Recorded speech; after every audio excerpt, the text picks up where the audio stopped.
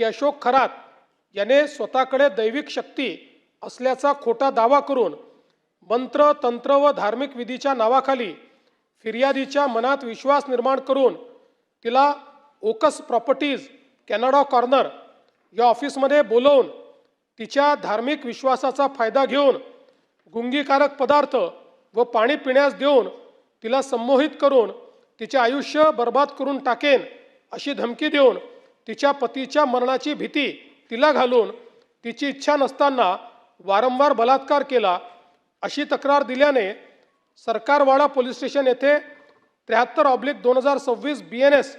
कलम 64(1) 74 351(2) महाराष्ट्र नरबळवी व इतर अमानुष अनिष्ट व अघोरी प्रथा व जादूटोणा प्रतिबंध अधिनियम कलम 3(1) व 2 प्रमाणे दाखल करून आरोपी अशोक खरात